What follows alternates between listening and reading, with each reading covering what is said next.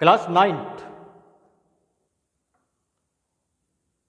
Today I will start your most popular and demanded chapter is Nazis and the Rise of Hitler.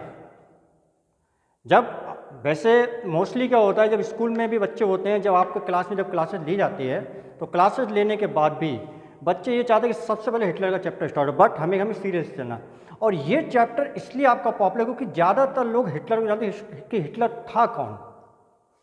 आप लोग जैसे कहते हैं ज़्यादा हिटलर मत बनो, कमेंट्स करते हैं ना, बहुत बड़े हिटलर बन रहे हो, आखिर क्यों हिटलर ही क्यों, और कोई नाम क्यों नहीं देते। तो यहाँ पर जो चैप्टर है हम स्टार्ट करेंगे, chapter name Nazis and the rise of Hitler. सबसे पहली चीज, हिटलर कहाँ से बिलोंग करता था, अच्छे से आप लोग जानते, वो था जर्मनी से, दिया ना, हिटलर जर्मनी से बिलोंग करता था। अब यहाँ पर कि हिटलर को आखिर लोग जानते कैसे हैं, कि उसने इतना बड़ा ऐसा कौन सा काम किया कि तो आपका पूरे वर्ल्ड, पूरी दुनिया में वो फेमस हो गया, और आज भी वो फेमस है। हिटलर जो था एक तो बहुत बड़ा डिक्टेटर, छोटा मोटा डिक्टेटर नहीं, बिग, सबसे बड़ा डिक्टेटर। वो किसी की नहीं सुनता था, किसी से नहीं डरता था।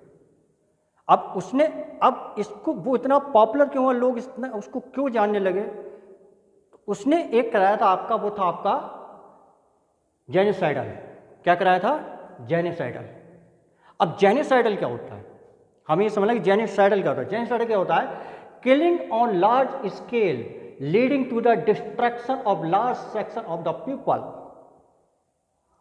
उसने क्या करा, यह क्या दिया, किलिंग ऑन लार्ज स्केल, छोटी मोटी संख्या नहीं, बड़ी संख्या।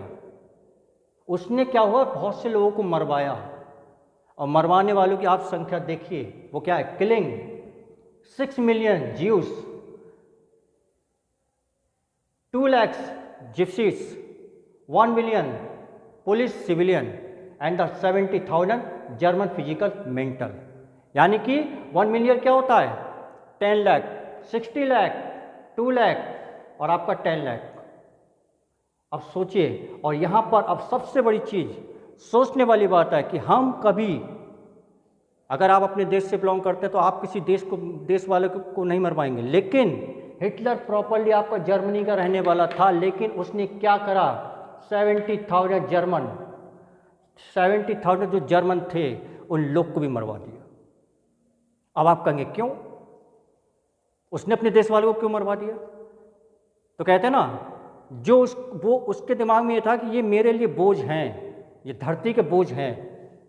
तो उसने क्या करा, जो फिजिकली और मेंटली थे, जैसे किसी का हाथ खराब है, किसी का पैर खराब है, किसी का आंख से खराब है, और कोई आपका जैसे होता ना भिखारी, मेंटली पागल है, बोले मरवा दो, ऐसे लोग की हमें ज़रूरत नहीं, बोले dead person is nothing for me, बोले बेकार है। तो उसने उन लोग को भी मरवा दिया। अब आप इसको टोटल काउंट कर लीजिएगा। अब बात ये आई कि ये जो काम था क्या अच्छा था, ये काम अच्छा था? नहीं, ये काम अच्छा नहीं था। ये जो क्राइम था वो क्या था, क्राइम अगेंस्ट ह्यूमैनिटी, ये मानवता के खिलाफ सबसे बड़ा अपराध था। वो नहीं सुनता था, किसी नहीं सुनता था, बात समझा गया। अब बात यहाँ पर आई, ये तो हिटलर हो गया, हिटलर हमने जान लिया। अब सवाल याद है, चैप्टर में आपका जो दिया है वो टॉपिक है नाजिस्म। अब हमें यह समझना है कि नाजिस्म क्या होता है। तो नाजिस्म जो होता है, हिटलर की पार्टी का नाम क्या था, नाजी पार्टी। तो जो नाजी पार्टी की आइडियोलॉजी को मानते थे उनको कहते थे हम नाजिस्म। क्या बोलते थे, नाजिस्म। अब स्टोरी जो स्टार्ट होगी वो आपकी स्टोरी, मैं पता है, स्टोरी बिगन इन 1914। अब स्टोरी जो आपकी स्टार्ट होगी वो होगी आपकी 1914 से। इसमें क्या हुआ, यू नो ऑल्सो 1914 में आपका हुआ वर्ल्ड वार। क्या हुआ, वर्ल्ड वार, और ये आपका पहला वार था, तो इसलिए नाम इसको दिया गया वर्ल्ड वार फर्स्ट। अब सवाल ये आ रहा है कि वर्ल्ड वार क्या होता है, एक देश दूसरे देश से लड़े। अब सवाल ये आया कि वर्ल्ड वार, ये वर्ल्ड वार हुआ क्यों? किस लिए?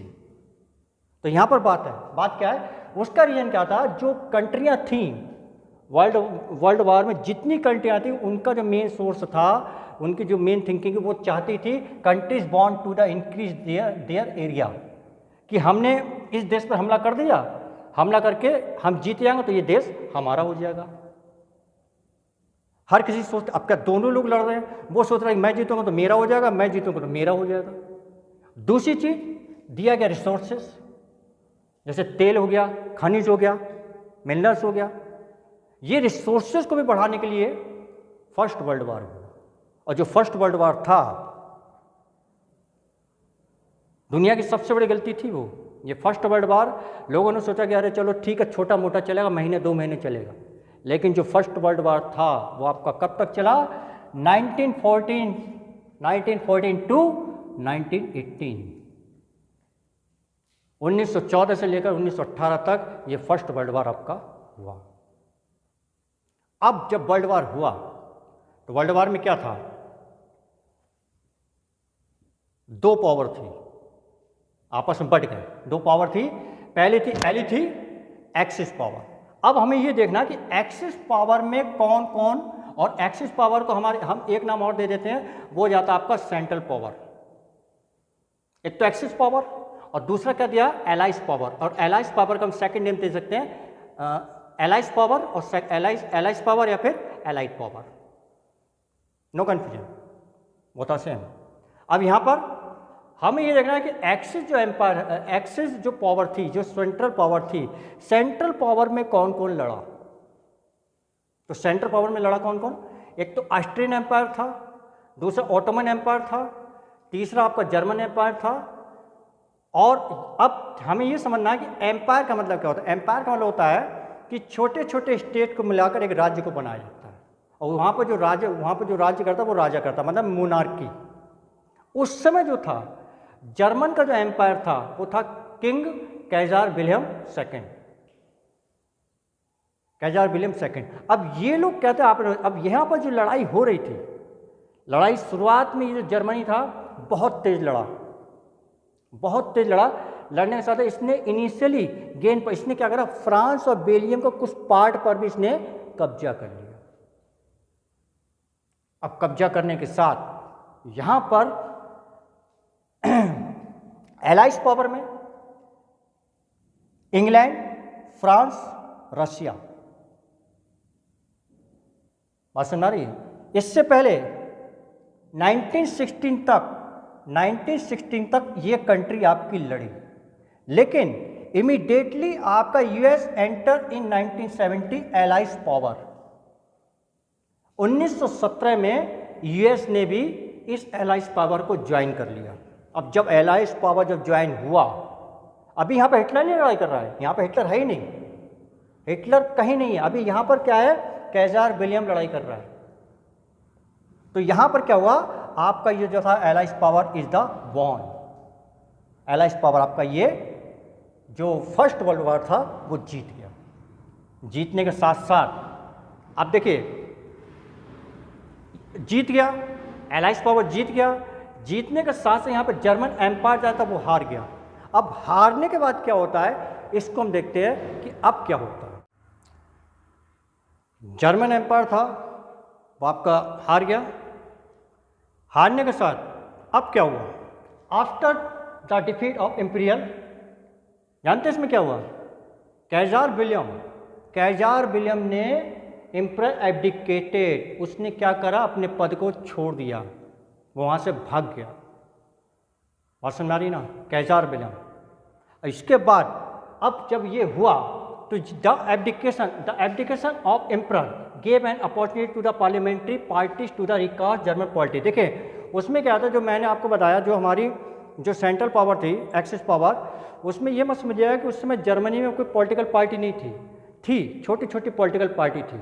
जब वो आपका छोड़ के चला गया तो चलने के बाद क्या हुआ कि इन लोगों को एक मौका मिला, अपॉर्चुनिटी, एक मौका मिला कि अब हम अपना एक पार्लियामेंट बनाएंगे। तो उन्होंने क्या करा, the national assembly meet of Weimar Germany में एक जगह है, वहाँ पर उन्होंने एक नेशनल असेंबली बनाई और उन्होंने ये कहा कि अब हमारे देश में भी एक डेमोक्रेटिक कॉन्स्टिट्यूशन होगा, दे रहा ना, democratic constitution with a federal. अब deputies were now elected to the German parliament और द राइक्सटैग। अब इन्होंने क्या बोला कि जब हमारा एक डेमोक्रेटिक कॉन्स्टिट्यूशन होगा तो डेमोक्रेटिक कॉन्स्टिट्यूशन हमारे देश का क्या है, संसद। वैसे जर्मनी के संसद का नाम है राइक्सटैग। क्या है, राइक्सटैग। बात सुन आगे ना। अब उन्होंने ये बोला कि जो इलेक्शन होगा, अगर डेमोक्रेटिक कॉन्स्टिट्यूशन होगा तो उसके लिए इलेक्शन होगा। तो इलेक्शन के लिए उन्होंने क्या करा, यूनिवर्सल वोट्स, कि जितने भी एडल्ट पीपल हैं इंक्लूडिंग द वुमेन, बोले हम वोटिंग राइट सबको देंगे। क्योंकि उस समय क्या था, मोनार्की थी। अब लोग चाहते हैं कि मोनार्की को हटाया जाए, तो उन्होंने बोला कि हम इलेक्शन कराएंगे। इलेक्शन कराने के बाद अब राइक्सटैग की बात आई, but this republic was not largely supported by its on people. लेकिन ये जो रिपब्लिक था, लोगों को इसका सपोर्ट लंबे समय तक नहीं मिला, लोग उससे नाखुश थे। अब नाखुश क्यों थे, नाखुश वो इसलिए थे क्योंकि एक ट्रीटी हुई। ट्रीटी मतलब एक संधि हुई, एक समझौता हुआ। तो वो ट्रीटी हुई, peace treaty at Versailles with allies. Axis, ये एक्सिस है, विद एलाइज के साथ एक जो ट्रीटी हुई, उस ट्रीटी से लोग नाखुश थे कि इसमें जो हुआ वो हमारा नुकसान हुआ है। अब नुकसान क्या था, एलाइज पावर ने क्या करा, इस ट्रीटी पर उन्होंने जो साइन किया, एलाइज पावर ने क्या करा, बोले कि भाई जर्मनी की वजह से युद्ध हुआ, युद्ध में हमारे बहुत से लोग मारे गए, उसकी भरपाई कौन करेगा। तो यहाँ पर जो भरपाई करने वाली बहुत सी ऐसी चीज़ें थीं जर्मनी का, वो एलाइज पावर मांग रही थी।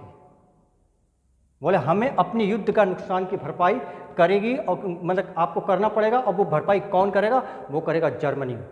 तो जर्मनी जब उस चीज़ के लिए भरपाई कर रहा था, तो उसमें कई चीज़ें ऐसी थी जर्मनी की, जो कि जर्मनी के लिए सबसे बड़ा रिसोर्स था, वो जा चुका था जर्मनी के हाथ से, जिसकी वजह से लोग जो थे नाखुश थे।